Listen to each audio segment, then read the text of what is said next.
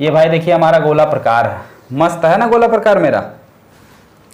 क्यों स्टूडेंट, बढ़िया है ना। ऐसा गोला प्रकार पहली बार देख रहे होगे ना। हेलो डियर स्टूडेंट, स्वागत है आप सभी का सोम क्लासेस का इस नए वीडियो में। मैं संजीव सर। तो स्टूडेंट आज के इस वीडियो में आपके व्याकरण का जो सबसे इंपॉर्टेंट टॉपिक है एंग का प्रयोग। ठीक है, एंग के दूसलिट का द्वितीयक तरंगिकाओं के सिद्धांत के आधार पर क्या है उसका जो एक्सपेरिमेंट जो है एंग ने किया था, और ये एक्सपेरिमेंट एंग ने 1801 ईस्वी में किया था। ठीक है, 1800 से 1901 ईस्वी के आसपास जो है इन्होंने एक्सपेरिमेंट किया था। इन्होंने क्या एक्सपेरिमेंट में करके देखा था कि एक पर्दा लिया था, उसमें जो है एक प्रकाश स्रोत यहाँ पे एस बनाया हुआ था, और उसी के ठीक कुछ दूरी पर दूसरा पर्दा लिया था जिसमें दो छिद्र किए थे, और ये दोनों छिद्र जो है कुछ इस प्रकार से थे कि जो पहले पर्दे में छिद्र था उसके सीध में ना होकर उसके ऊपर और नीचे थे, लेकिन इस छिद्र से इस छिद्र की और इससे इसकी दूरी, दोनों की दूरी क्या बराबर थी। यहाँ पे ये देखा गया कि जब यहाँ पे जो है प्रकाश स्रोत से हमने इस पर प्रकाश डाला तो आगे लगा हुआ एक और यहाँ पे पर्दा लगा था। ठीक है, इस पर्दे पर एकांतर क्रम में कहीं दीप्त फ्रिंजे, कहीं जो है अदीप्त, कहीं चमक थी कहीं डार्क था, फिर चमक फिर डार्क। ठीक है, यानी कहीं ब्राइटनेस था तो कहीं डार्कनेस था। तो इस प्रकार से जो है कुछ पट्टियां प्राप्त हुई थी। यही पूरा एंग का एक्सपेरिमेंट था, और इस एक्सपेरिमेंट में हमें ये जो फ्रिंजे मिली थी, ठीक है, जो पट्टियां मिली थी चमकदार और डार्क, यानी कि ब्राइट और डार्क जो पट्टियां मिली थी, इसकी हमें चौड़ाई निकालने के लिए जो पूछा जाता है। ठीक है, बोर्ड एग्जाम में तो काफ़ी ज़्यादा इंपॉर्टेंट टॉपिक है। इससे पहले हम लोग डिस्कस करेंगे डॉपलर के इफेक्ट के बारे में। ठीक है, डॉपलर प्रभाव में काफ़ी बच्चों का कमेंट्स आ रहा था कि सर जी जो है उसका डेरिवेशन करवा दीजिएगा। हालांकि बुक में आपके नहीं है तो ध्यान से देखिएगा, क्योंकि आपके बुक में डेरिवेशन नहीं दिया हुआ है, तो उस डेरिवेशन को आप बहुत ही ध्यान से देखिएगा स्टूडेंट, अदरवाइज आपको समझ में नहीं आएगा। और एक खास बात, ये हम आपसे बार बार बोलते हैं कि जिस तरीके से आपको यहाँ पे हर एक चैप्टर का एकदम पॉइंट टू पॉइंट चीज़ें जो पढ़ाई जा रही हैं, और प्लेलिस्ट को भी हम आपके लिए कुछ अपडेट जो है कुछ इस तरीके से कर दे रहे हैं। प्लेलिस्ट में जो है जितने भी आपके थियरी के वीडियोज हैं उसको एक प्लेलिस्ट बना दे रहे हैं, मोस्ट इंपॉर्टेंट न्यूमेरिकल का एक अलग प्लेलिस्ट बना दे रहे हैं। ठीक है, और इंपॉर्टेंट डेरिवेशन का एक अलग प्लेलिस्ट बना दे रहे हैं आपके यूट्यूब चैनल पर। ठीक है, तो वहां पर यूट्यूब पर जब आप शुभम क्लासेस सर्च करेंगे तो वहां पर देखेंगे तो फिजिक्स का कुछ इस तरीके से प्लेलिस्ट वहां पे आपको देखने को मिलेगा। लेक्चर का अलग रहेगा, न्यूमेरिकल का अलग रहेगा, और इंपॉर्टेंट क्वेश्चन का सेक्शन अलग रहेगा। ठीक है, इससे क्या होगा कि आपके जो कन्फ्यूजन रहते हैं कि कौन सा सर इंपॉर्टेंट क्वेश्चन कहाँ ढूंढे, क्या कहाँ मिले, ठीक है, तो इससे क्या है कि जो जिन बच्चों की लाइव क्लास छूट जाती है वो जो है प्लेलिस्ट पे आसानी से सर्च करके देख सकते हैं। ठीक है, तो ये तो काम हो जाएगा उनके लिए बहुत अच्छा काम। और जो दूसरी खास बात हम आपसे बोलते हैं कि जिस तरीके से हम आपकी स्टडी करवाएंगे, कहीं और इस तरीके का कुछ भी देखने को आपको नहीं मिलेगा। कोई भी इस तरीके से आपकी तैयारी नहीं करा। हमने खुद जो है कई चैनलों वालों को देखा है कि चीज़ें जो है काफ़ी ज़्यादा काट के पढ़ा रहे हैं। ठीक है, जो काफ़ी इजी टॉपिक्स है उसको जो है अच्छे से उसको भी वैसे वैसे ओवरव्यू में फ्लो में निकाल दे रहे हैं। ठीक है, और बाकी जो थोड़े से मजबूत टॉपिक हैं देख रहे हैं उसको ऐसा निगलेक्ट कर जा रहे हैं और ऐसा हजम कर जा रहे हैं और डकार भी नहीं ले रहे हैं। ठीक है, तो आप लोग जो है देखिए, इसमें आपको बार बार कहने की ज़रूरत नहीं है, क्योंकि आप भी 12th स्टैंडर्ड में हैं, हाई स्कूल के तो बच्चे रहे नहीं कि जो है आपको बोलना पड़ेगा कि कौन आपको जो है बेटर पढ़ा रहा है या कौन आपको सिर्फ जो है डाइवर्ट करने का काम कर रहा है। तो जो भी डाइवर्ट करने का काम कर रहा है आप उससे जो है थोड़ा सा दूरी बना कर रखिए। ठीक है, उससे थोड़ा बचिए अफवाहों से, और जहाँ पे भी आपको चीज़ें अच्छे से कराई जा रही हो वहाँ पर जो है आप अपनी की स्टडी स्टार्ट कीजिए। और जान ही रहे हो कि आपका एक डिसीजन आपके लिए हेल्पफुल हो सकता है, बहुत अच्छा हो सकता है, और बहुत बुरा भी, दोनों चीज़ें हैं। अगर आपने डिसीजन सही ले लिया, सही चैनल का चुनाव कर लिया कि हमें नहीं इस चैनल से पढ़ना है, तो आपका जो फ्यूचर है वो थोड़ा ब्राइट होगा। और अगर जो थोड़ा सा घुमाने का डाइवर्ट करने का काम कर रहे हैं, डाइवर्ट करने वाले चैनल को अगर आपने पकड़ा तो ना तो वो आपका टाइम पे सिलेबस पूरा करेंगे, और ना ही, ठीक है, ना तो सिलेबस टाइम पे पूरा कर पाएंगे, और ना ही जो है आपको सेलेक्टेड इंपॉर्टेंट क्वेश्चन दे पाएंगे, ना तो आपका पीडीएफ बोल रहे हैं, ना तो आपका सॉल्व पेपर जो है सही से करवा पाएंगे। क्योंकि पिछली बार हमने देखा भी था यहाँ पे जो भी चीजें मैंने बताई थी उसका प्रूफ भी आपको दिखाया था कि मेरे बताए हुए क्वेश्चन जो है आए थे। फिजिक्स में जितने क्वेश्चन मैंने आपको इंपॉर्टेंट करवाए थे उसी से क्वेश्चन बोर्ड एग्जाम में पूछा गया था। उसका प्रूफ जो है चैनल पर पड़ा हुआ है, आप लोग आसानी से देख सकते हैं, ठीक है। और ये भी नहीं है कि हम ऐसे ही बोल रहे हैं, आप लोग आसानी से देख सकते हैं। तो चलिए सबसे पहले बात करते हैं डॉपलर इफेक्ट की, ठीक है। डॉपलर इफेक्ट के बारे में कल हमने लिखवाया भी था, तो चलिए आज उसका डेरिवेशन करवा देते हैं। जैसे मान लो यहाँ पे हमारा कोई स्रोत है, ठीक है, यहाँ पे कोई सोर्स है, इसको हमने एस ले लिया। यहाँ से सोर्स का मतलब हो गया सोर्स, श्रोता हो गया, और यहाँ पे हो गया हमारा कोई ऑब्जर्वर, ठीक है। यहाँ से क्या हो गया, ध्वनि स्रोत हो गया, ये यहाँ से निकल रहा है, ध्वनि यहाँ से क्रिएट की जा रही है, और यहाँ पे कोई ऑब्जर्वर है यानी कि श्रोता यहाँ पर है, ठीक है। क्लियर हुई बात। तो यदि हम मान लेते हैं कि जो तरंग निकल रही है, माना तरंग की चाल कितनी है b, वह आवृत्ति जो है, इसकी फ्रीक्वेंसी जो है वो कितनी है, n है, ठीक है। तो इसकी फ्रीक्वेंसी कितनी है, n है। हाँ, बच्चे पूछ रहे सर जी फ्रीक्वेंसी क्या, फ्रीक्वेंसी का मतलब क्या है, तो अगर यहाँ फ्रीक्वेंसी n है तो इसका मतलब है कि एक सेकंड में n तरंगे एक साथ बाहर निकलेंगी, ठीक है। फ्रीक्वेंसी का यही मतलब है, जितनी भी फ्रीक्वेंसी होती है एक सेकंड में उतनी तरंगे एक साथ बाहर निकलती हैं। तो फ्रीक्वेंसी आपका n है और चाल जो है आपकी v है, ठीक है। एक सेकंड में, तो एक सेकंड में n तरंगे निकलेंगी। कितनी तरंगे निकलेंगी, n तरंगे निकलेगी, ठीक है। क्लियर हुआ।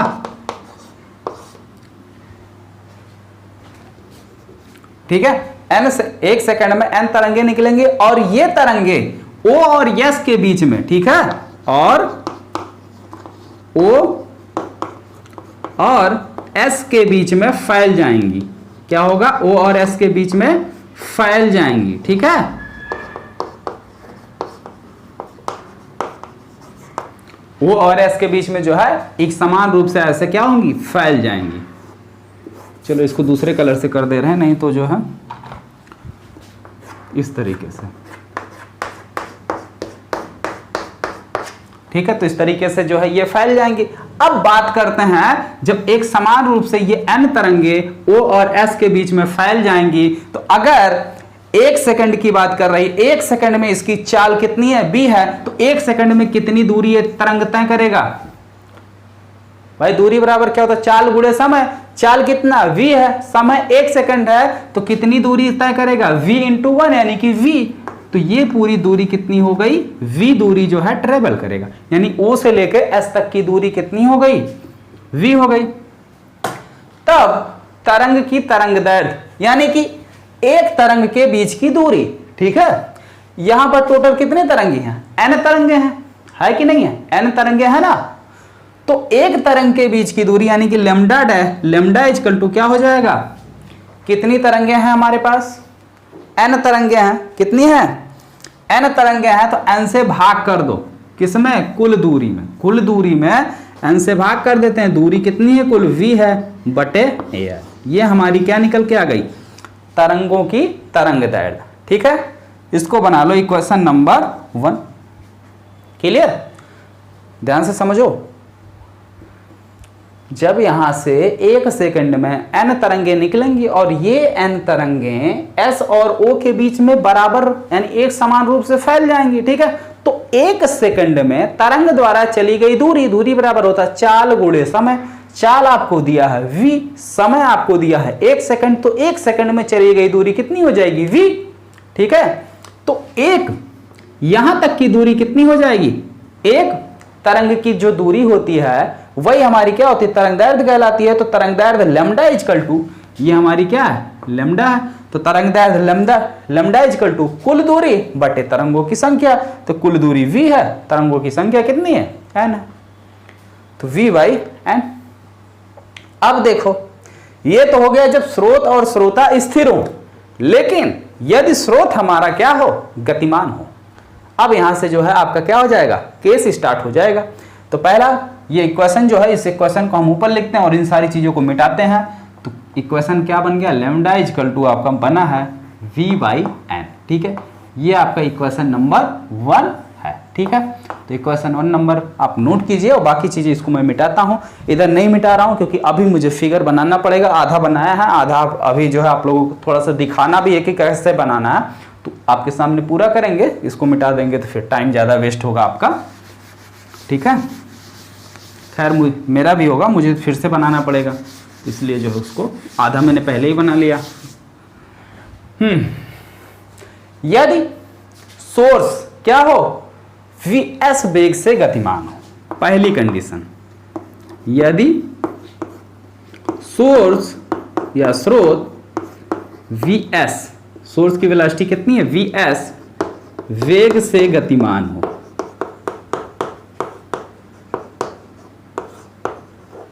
तब क्या होगा, तो 1 सेकंड में यह कितनी दूरी तय करेगा, vs दूरी तय करेगा कि नहीं करेगा भाई। 1 सेकंड में चली गई दूरी, तो स्रोत द्वारा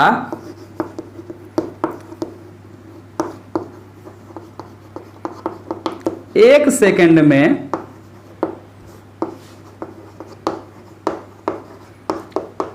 चली गई दूरी कितनी होगी, vs होगी। ठीक है, अब अगर ये bs दूरी ट्रेवल कर लिया तो अब इसके बीच की जो कुल दूरी बची कितनी बची भाई, टोटल दूरी पहले v थी जिसमें से bs दूरी इसने चलकर कवर कर ली। कितनी दूरी कवर की, bs, तो बचा दूरी कितना, v माइनस bs। कितनी दूरी बची, v माइनस bs। ठीक है, तब चली गई दूरी इतना, तब o व s के बीच की कुल दूरी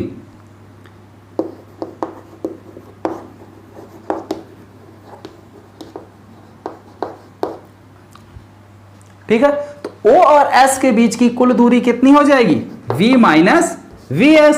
तो ऐसी स्थिति में आपका तरंग दैर्ध्य जो है वो क्या हो जाएगा, बदल जाएगा। तब नया तरंग दैर्ध्य कितना हो जाएगा, तरंग दैर्ध्य मान लेते हैं कितना हो जाएगा, लैम्डा डैश। तो लैम्डा डैश इक्वल टू कितना हो जाएगा, कुल दूरी, यानी कि V माइनस VS बटे N। ठीक है, ये आपका हो गया इक्वेशन नंबर 2। Equation number 2। अब देखो यहां पे जब स्रोत क्या है हमारा, ये पहला कंडीशन है, जब स्रोत क्या है, ध्यान से देखो भाई, इधर चल रहा है, यानी कि स्रोत जो है श्रोता की तरफ चल रहा है। किसकी तरफ चल रहा है, श्रोता की तरफ चल रहा है। ठीक है, तो जब स्रोत हमारा गतिमान है तो ऐसी कंडीशन में क्या हो गया, तरंग दैर्ध्य हमारी बदल गई। जब तरंग दैर्ध्य बदल गई तो इसकी हमें फ्रीक्वेंसी भी क्या होगी, बदल कर सुनाई देगी। ठीक है, एक लाइन आप लिखेंगे, अतः समीकरण नंबर 2 से स्पष्ट है कि जब इसकी तरंग दैर्ध्य जो है बदल गई तो श्रोता को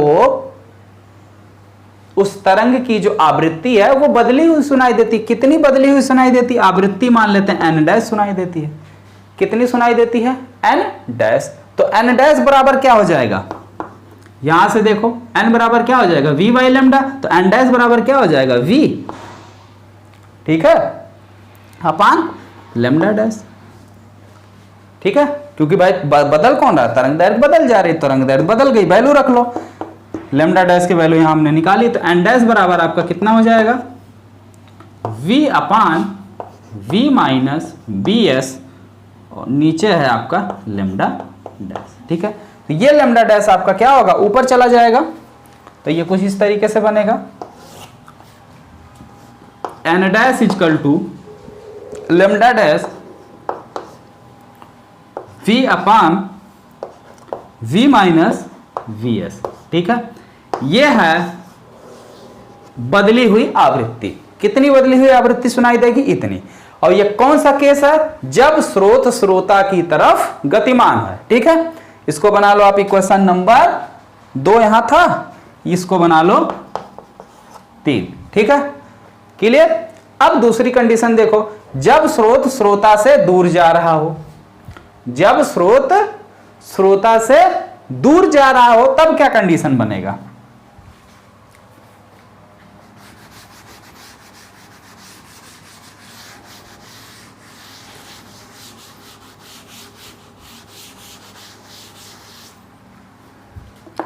दूसरी कंडीशन, जब स्रोत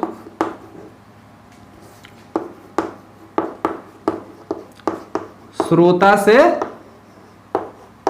दूर जा रहा हो, तब क्या होगा? जब स्रोत जो आपका स्रोता से दूर जाएगा, तो स्रोत जब स्रोता से दूर जाएगा तो क्या हो जाएगा? इसके बीच की दूरी बढ़ेगी, बढ़ेगी ना भाई। ये कुछ इस तरीके से हो जाएगा। अगर स्रोत हमारा bs दूरी 1 सेकंड में ट्रेवल करेगा तो यानी यहां आ जाएगा। बढ़ने का मतलब है इस साइड अब ये गतिमान कर रहा है। तो मान लीजिए 1 सेकंड में bs दूरी इसने ट्रेवल की और ये जो है s आपका यहां आ गया s डैश चल के, ठीक है। तो अब इसके बीच की दूरी कितनी हो गई? बढ़ गई। पहले b थी, अब b प्लस bs हो गई। कितनी हो गई? b plus bs। तब ऐसी कंडीशन में आपकी जो आवृत्ति है वो कितनी हो जाएगी? n डैश बराबर lambda dash v upon minus की जगह प्लस कर दो, ठीक है। Equation number 4। ये आपका वो कंडीशन निकल के आ गया जब जो है स्रोत जो है स्रोता से दूर जा रहा हो। तो ऐसे कंडीशन में जो आपकी नई आवृत्ति होगी वो यही होगी। क्लियर? चलिए दूसरा हेडिंग लगाओ, जब स्रोता गतिमान हो। जब क्या हो? स्रोता गतिमान हो। नोट हो गया? समझ में आ गया अच्छे से? चलिए नोट कर लीजिए जिसका ना हुआ हो।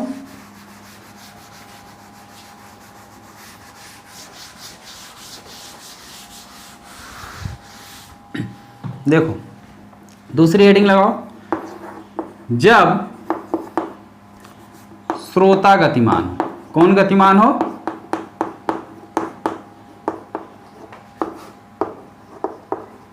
ठीक है।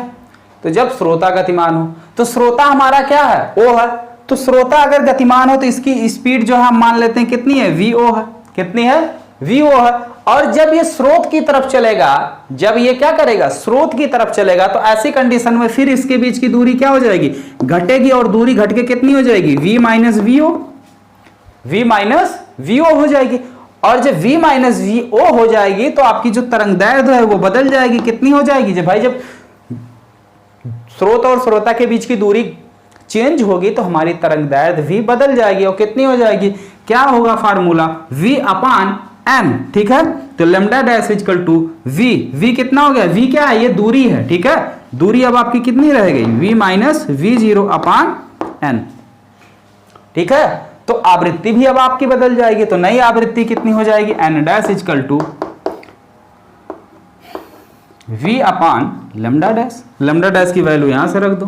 तो n dash equal to v upon v minus b0 upon lambda dash. तो n dash equal to lambda dash बाहर आ गया, ऊपर हो गया v upon v minus b0। समझ में आ गया? क्या फर्क आया? कुछ नहीं, ठीक है। दोनों इक्वेशन में कुछ फर्क नहीं है। जहां पर स्रोत था, स्रोत की जगह स्रोता आ गया, bs की जगह bo आ गया, सब कुछ कंडीशन वही है, ठीक है। दूसरी कंडीशन, जब स्रोत स्रोता से दूर जा रहा हो, तो जब स्रोत स्रोता से दूर जाएगा तो इसके बीच की दूरी बढ़ेगी, तो यानी b प्लस bo हो जाएगा, ठीक है। तो दूसरी कंडीशन जो है आपकी क्या हो जाएगी? n dash equal to lambda dash v upon v minus vo, बीच में प्लस आ जाएगा दूसरी कंडीशन के लिए, ठीक है। जब ये स्रोत हमारा स्रोता से दूर जाएगा, ठीक है। क्लियर हुआ? नोट कर लो। अब एक तीसरी जो सबसे खास कंडीशन है, जब दोनों गतिमान, यहू हिल रहे हैं, यहू हिल रहे हैं, एक को स्थिर नहीं है, तब क्या होगा? ध्यान से देखो, यहां तक नोट कर लो, ठीक है। तो स्टूडेंट आप लोग एक पॉइंट थोड़ा सा गड़बड़ हो गया। देखो यहां पे लेमडा की वैल्यू क्या आई? v माइनस vo बटे n। तो इसके पहले जो इक्वेशन मैंने बनवाया था वहां पर भी गड़बड़ी होगा। जहां जहां पर आपने यहाँ लेमडा डैश लिखा है, यहाँ पर लेमडा डैश नहीं होगा, क्या होगा? n होगा। हर जगह बाहर क्या आएगा? n आएगा स्टूडेंट, ठीक है। तो आप लोग उस भी इक्वेशन में करेक्ट कर लीजिए, हर जगह बाहर n आएगा, लेमडा डैश नहीं आएगा, ठीक है। तो जितने भी गोला मैंने ये घेरा बनाया था सब में जो है यहाँ क्या आएगा? n आएगा, ठीक है। ये थोड़ा सा देखो मिस्टेक हो गया, यहाँ पे देखो वैल्यू सही लिखी गई है। जब आप लेमडा डैश की वैल्यू यहाँ पुट करेंगे तो लेमडा डैश अब यहाँ से हट जाएगा, यहाँ क्या आ जाएगा? n आ जाएगा। क्या आ जाएगा भाई? लेमडा डैश की वैल्यू रख दी गई ना, तो अब n आ जाएगा, ठीक है। आप लोग अच्छे से समझिएगा भाई, सिक्वेंसली आपको मिस्टेक समझ में आ जाएगी कहाँ पे मिस्टेक है, ठीक है। बहुत माइनर मिस्टेक है, यानी जैसे मैथ में होता है ना कि प्लस माइनस छूट जाता है, ठीक उसी तरीके से यहाँ पे आपकी देखो वैल्यू लैम्डा डैश ये है, यही लैम्डा डैश की वैल्यू जब यहाँ पुट करेंगे तो यहाँ पे n आएगा, n है तो n आएगा, ठीक है, लैम्डा डैश नहीं आएगा। चलिए अगला देखते हैं। जब स्रोत और श्रोता दोनों गतिमान हो, तो भाई जब दोनों गतिमान है तो इसका जो प्रूफ करना है, प्रूफ करने के लिए हमें एक को स्थिर मानना पड़ेगा। हाँ, एक को क्या करना पड़ेगा भाई, स्थिर मानना पड़ेगा, दूसरे को गति कराना पड़ेगा, ठीक है। तो इस अकॉर्डिंग जो है हम इसको प्रूफ कर पाएंगे, क्योंकि दोनों एक साथ दौड़ाओगे तो नहीं काम बनेगा, ठीक है।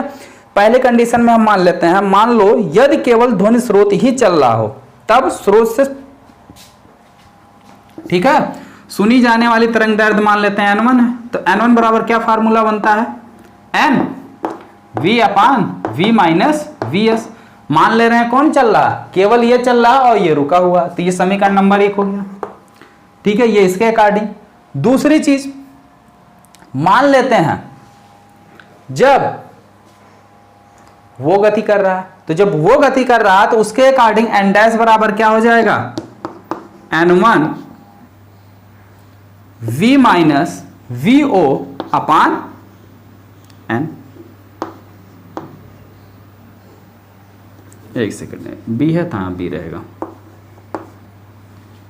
ठीक है। अरे भाई ये नहीं समझ में आ रहा कहां से आया, चलो देखो ध्यान से देखो, जब हमारा इस बार श्रोता गति कर रहा होता है तो ऐसी कंडीशन में जो तरंग दैर्ध्य हमारी निकल कर आती है, कितनी निकल के आती है, n1 इक्वल टू मान लेते हैं, ठीक है, n1 इक्वल टू कितनी निकल के आएगी, जो तरंग दैर्ध्य इसने थोड़ा सा गति किया तो इसकी वजह से फ्रीक्वेंसी बदल गई, अब फ्रीक्वेंसी बदल के कितनी हो गई, n डैश हो गई है, कितनी हो गई है, n डैश हो गई है, तो कितना n डैश अपान v माइनस v0 ये होगा। तो n डैश बराबर यहां से क्या हो जाएगा, n dash equal to n1, ये भाग में दूसरी साइड आएगा गुणे में v माइनस v0 और ये गुणे में ये आएगा भाग, यही चीज तो यहाँ पे लिखा गया है। अब यहाँ पे n1 की ये वैल्यू रख दो तो n डैश बराबर क्या आ जाएगा, v अपान n v माइनस vs, ठीक है। एक सेकंड जस्ट 1 मिनट, n1 की वैल्यू रख रहे हैं ना, तो n1 की वैल्यू रखो यार, n1 की क्या वैल्यू है, n v minus vs into ये वैल्यू वैसे ही v माइनस v0 अपान v, ठीक है। तो इस b से ये v कैंसिल हो गया, तो n डैश बराबर क्या आ गया, n v माइनस v0 बटे v माइनस vs, ठीक है। ये क्या है कि जब स्रोत और श्रोता दोनों एक दूसरे की ओर गति कर रहे हैं, ये भी इधर चल रहा है, ये भी इधर चल रहा है, ये तब की कंडीशन है, ठीक है। लेकिन जब दोनों एक दूसरे से दूर जा रहे हैं, ये इधर मुंह फुला के जा रहे हैं, ये इधर मुंह घुसिया के जा रहे हैं, ठीक है, दोनों लोग गुस्सा होके एक दूसरे से दूर जा रहे हैं, तब क्या फार्मूला आएगा, बीच में जहां माइनस है वहीं क्या हो जाएगा, प्लस हो जाएगा, ठीक है। तो n डैश बराबर क्या हो जाएगा, n v प्लस v0 अपान b प्लस bs, ठीक है। ये फार्मूला बनेगा कब, जब दोनों एक दूसरे से रिसिया के दूर जाएंगे, यानी दोनों एक दूसरे से दूर हटेंगे, ठीक है। हो गया नोट। चलो भाई अब थोड़ा सा आप लोग एंग का प्रयोग देख लीजिए, ठीक है, क्योंकि बहुत ही इंपॉर्टेंट है। ये जो एंग प्रयोग किए थे ये 1801 में किए थे, ठीक है। कब किए थे, 1801 में। क्या हुआ था बता रहा हूं, क्या हुआ था, ध्यान से देखो, ठीक है। कहीं भागने की जरूरत नहीं, थोड़ा सा धैर्य बनाए रखो, और क्योंकि सब्र का फल जो है वो क्या होता है, मीठा होता है। हाँ आज डंडा लिए तुम लोगों को, भाई जो होमवर्क करके नहीं दिखाते ये वो उनके लिए है डंडा, ठीक है। नहीं भाई डंडा नहीं, ये हमारी स्केल है भाई। हमारा बोर्ड बड़ा है, आप लोग कॉपी पे, तो कॉपी पे छोटी स्केल आती है, हमारा बोर्ड बड़ा तो उसके लिए हमने बड़ा स्केल ले आया। चलो एंग ने क्या किया कि उन्होंने एक पर्दा लिया, पर्दे को नाम दे देते हैं एम एन, आगे एक और पर्दा ले लेते हैं, ठीक है, यहां बना देते हैं।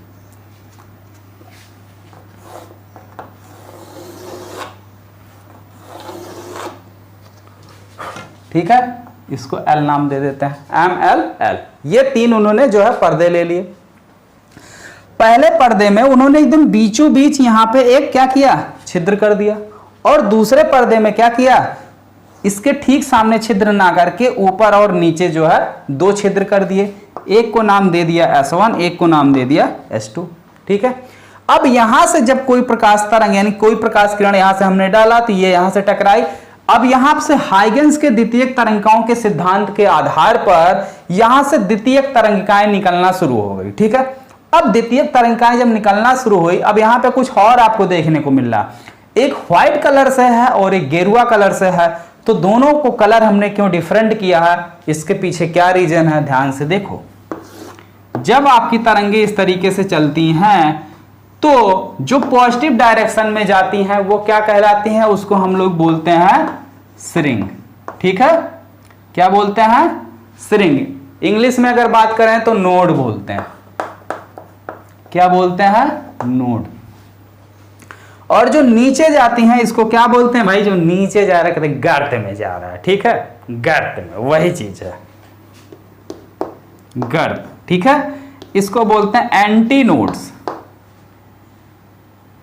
नहीं, नोड और एंटी नोड्स दूसरा है। ठीक है, स्रिंग और गर्त जो है दूसरा है। ठीक है, तभी नोड और एंटी नोड क्या उसको बताते हैं। शायद नोट और एंटी नोड ही कहते हैं, थोड़ा सा देख लेना भाई इंग्लिश नेम के अक्षर को देखें, दिया है बुक में। नहीं भाई बुक में तो नहीं दिया है। ठीक है, चलो तो देखो जो स्रिंग वाली लाइन है उसको मैंने गेरुआ रंग से दिखाया है। ठीक है, स्रिंग वाली लाइन को यहां हमने रंग दे रहे हैं, इस रंग से दिखाया है। और जो गर्त में जा रहे हैं उसको हमने क्या किया है, व्हाइट से दिखाया हुआ है। सिंबल समझ में आ रहा है ना कि यहां पे व्हाइट और गेरुआ हमने क्यों लिया हुआ है, तो जो स्रिंग वाली है उसको गेरुआ लिए हुए हैं और जो गर्त वाली लाइन है उसको हमने क्या किया है, व्हाइट लिया हुआ। ठीक है, क्योंकि अब यहां पे हम स्रिंग गर्त तो बना नहीं पाएंगे, ऐसे ही दिखा पाएंगे। ठीक है, चलो तो ये चीज हो गई। अब जब यहां से द्वितीयक तरंगिकाएं निकलना शुरू हुई, ठीक है, तो कुछ इस तरीके से द्वितीयक तरंगिकाएं जो है वो निकली। अब देखो यहां से भी निकल रही, यहां से भी निकल रही है। तो ये जो द्वितीयक तरंगिकाएं हैं इसके स्रिंग और गर्त एक दूसरे से कहीं ना कहीं ओवरलैप कर रहे हैं। ठीक है, इसके पहले हमने जो है स्रिंग वाली सारी लाइनें खींच ली हैं दोनों के लिए और गर्त वाली लाइनें खींचनी बाकी है। तो चलिए गर्त वाली लाइन भी जो है कंप्लीट कर लिया जाए। ठीक है, यहां तक हो गया, इसमें खींचा जाए। ये भाई देखिए हमारा गोला प्रकार है, मस्त है ना गोला प्रकार मेरा, क्यों स्टूडेंट, बढ़िया है ना। ऐसा गोला प्रकार पहली बार देख रहे होगे ना। चलिए इसको भी कंप्लीट कर लिया जाए, सभी के स्रिंग और गर्त जो है बना लिए जाए। देख रहे हो कितना बढ़िया गोला बन रहा है।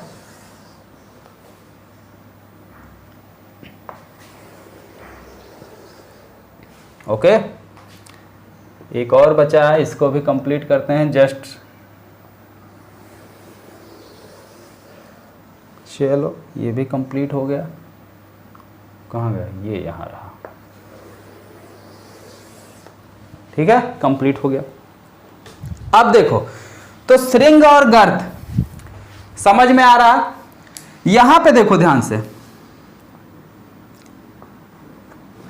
जब जहां पे व्हाइट और गेरुए रंग एक दूसरे को काट कर रहे हैं, तो यानी एक का स्रिंग मिल रहा है एक का गर्त। ठीक है, तो यानी एक मैक्सिमम एक का आयाम जो है मैक्सिमम यानी मैक्सिमम तीव्रता और दूसरे की तीव्रता क्या हो जाएगी, मिनिमम, यानी इसका आयाम जो है पॉजिटिव है इसका निगेटिव। जब दोनों एक दूसरे से मिलेंगे तो क्या हो जाएगा, एक दूसरे से कैंसिल कर देंगे। क्या कर देंगे, कैंसिल, यानी उस बिंदु पर परिणामी तीव्रता क्या हो जाएगी, एकदम न्यूनतम यानी कि 0। ठीक है, तो जहां पर डिफरेंट कलर वाले यानी कि स्रिंग और गर्त मिल रहे हैं उसको हम क्या कर रहे हैं, गाढ़े रंग से कर दे रहे हैं। ठीक है, उसको क्या कर रहे हैं, एक डार्क पॉइंट बना दे रहे हैं। यहां पे देखो स्रिंग और गर्त आपका मिल रहा है।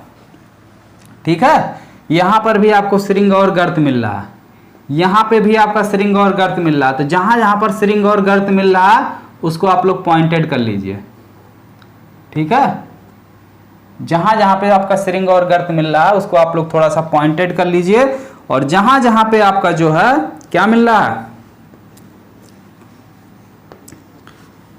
ठीक है, तो ये हमारे स्रिंग और गर्त मिलने वाले जो है पॉइंट हो गए हैं। ठीक है, हालांकि यहाँ पे जो है कुछ थोड़ा सा जो है सही नहीं बना है, क्योंकि दूरी जो है कम ज़्यादा हो जा रही थी, ठीक है।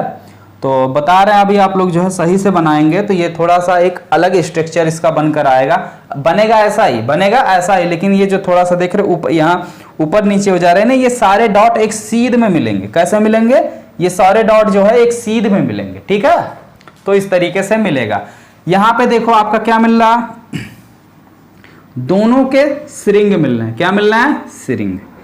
तो जहां पर सेम कलर वाले मिल रहे हैं वहां पे तीव्रता मैक्सिमम होगी। कैसे? क्योंकि सिरिंग मिल रहा है, दोनों सिरिंग यानी जो इसकी तरंग है और इसकी, यानी दोनों जो द्वितीयक तरंगाएं एक दूसरे से मिल रही है वो सेम आयाम में है। कैसे हैं? वो कंपन की समान कला में। और जब सब कंपन की समान कला में होते हैं तो उनका परिणामी तीव्रता क्या हो जाएगा? बढ़ जाएगा। ये हमने व्यतिकरण में विनाशी और संपोषी में आपको बताया था, ठीक है। तो जब समान कला में होंगे तो उसका जो व्यतिकरण बनेगा वो बढ़ जाएगा, ठीक है, यानी कि संपोषी व्यतिकरण होगा, तीव्रता अधिकतम हो जाएगी। और जब विनाशी में होंगे, ठीक है, तो वहां पे तीव्रता क्या होगी? उनके आयामों के अंतर के बराबर होगा, यानी मिनिमम होगी, ठीक है। और यदि दोनों तरंगों का आयाम बराबर होगा तो तीव्रता सीधे सीधे क्या होगी? 0 हो जाएगी। भाई a1 माइनस a2 होता है, लेकिन a1 बराबर a2 दोनों है, तो a1 माइनस a2 करेंगे 0 नहीं आ जाएगा जब दोनों बराबर रहेगा तो, ठीक है। तो इस तरीके से जो है ये मिलते हैं। तो मिला लेते हैं भाई, इसको थोड़ा हम गोले से दिखा दे रहे हैं, ठीक है।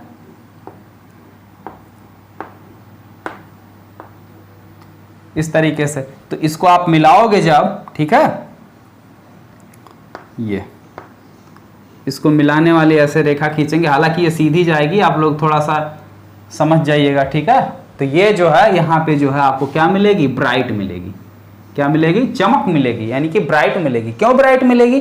क्योंकि ये क्या है, जब कंपन की समान कला में होते हैं उनकी परिणामी तीव्रता अधिकतम होती है, तो परिणामी तीव्रता अधिकतम हो जाएगी, तो तीव्रता अधिकतम होगी तो चमक मिलेगी, ठीक है।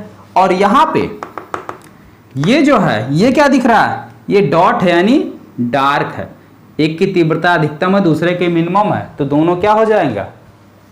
घट जाएगा, यानी यहाँ पे विनाशी व्यतिकरण है, ठीक है। हालांकि ये सीधे होगा, ऐसे सीधे हम मिला दे रहे हैं, ठीक है। यहाँ पे हमने डी लिख दिया, डार्क, ठीक है। तो ऐसे जो है यहाँ पे देखो पॉजिटिव नेगेटिव इस तरीके से जो है आपको मिल रहे हैं, ठीक है, अलग अलग कलर से मिल रहा है। तो यहाँ पे भी आपका डार्क, ठीक है। यहाँ पे देखो सेम मिल रहा है ना, व्हाइट व्हाइट, गेरुआ गेरुआ, तो यहाँ पे जो है आपकी फ्रिंज क्या हो जाएगी? ब्राइट, ठीक है। अब सीधे सीधे मैं मिला दे रहा हूँ, ठीक है। यहाँ पे देखो पॉजिटिव नेगेटिव, तो यहाँ पे क्या मिलेगा हमको? डार्क मिलेगा, ठीक है। यहाँ पे देखो फिर पॉजिटिव पॉजिटिव, यानी कि गेरुआ व्हाइट व्हाइट सब सेम कलर में है, तो यहाँ पे फिर क्या मिलेगा? ब्राइट मिलेगा, ठीक है। तो इस तरीके से क्या मिला?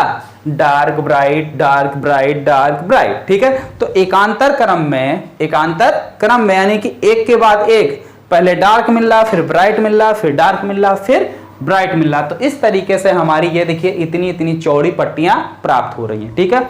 इन्हीं चौड़ी पट्टियों को हम क्या कहते हैं? फ्रिंज कहते हैं। क्या कहते हैं? फ्रिंज कहते हैं, ठीक है। और हमें इन्हीं फ्रिंजों की क्या करनी है? चौड़ाई निकालनी है, ठीक है। तो यही था एंग का एक्सपेरिमेंट। और कल जो है हम आपको डिस्कस कराएंगे कि फ्रिंज की चौड़ाई कैसे निकालेंगे। हालांकि इसमें जो है अगर हम अलग अलग कलर की प्रकाश डालते हैं तो ये जो पट्टियों की चौड़ाई है वो अलग अलग आती है। अगर हम लाल रंग की प्रकाश डालते हैं तो उसकी पट्टी जो है सबसे ज्यादा आती है, यानी उसका कहने का मतलब उसकी तरंग दैर्ध्य सबसे ज्यादा होती है। लाल रंग के अलावा कोई दूसरा प्रकाश डालते हैं तो उसकी जो ये जो पट्टी बन रही है, यानी एकांतर क्रम में फ्रिंज, और भाई जो डार्क है इसको अदीप्त बोलते हैं। कैसी फ्रिंज है? अदीप्त फ्रिंज है। और जो आपकी ब्राइट है इसको बोलते हैं दीप्त फ्रिंज है। क्या बोलते हैं? दीप्त फ्रिंज है, ठीक है। तो दीप्त और अदीप्त फ्रिंजों की चौड़ाई कैसे निकालनी है इसको हम लोग कल डिस्कस करेंगे। आज के लिए सिर्फ इतना है, और कल इसको एक बार फिर से थोड़ा सा रिवाइज करवाया जाए क्योंकि इंपॉर्टेंट है, इसीलिए एक बैग नहीं बता रहा हूं। अभी आप इतना समझ गए, कल इसको फिर से रिवाइज करेंगे। इसके बाद जो है ये दीप्त और अदीप्त फ्रिंजों की चौड़ाई निकालना आपको सिखाएंगे, कैसे निकाली जाती है, ठीक है। यही इस चैप्टर का सबसे इंपॉर्टेंट टॉपिक है। ओके स्टूडेंट, तो मिलते हैं फिर नेक्स्ट वीडियो में। और जितने भी स्टूडेंट देख रहे हैं वीडियो को फटाफट लाइक कर दीजिए।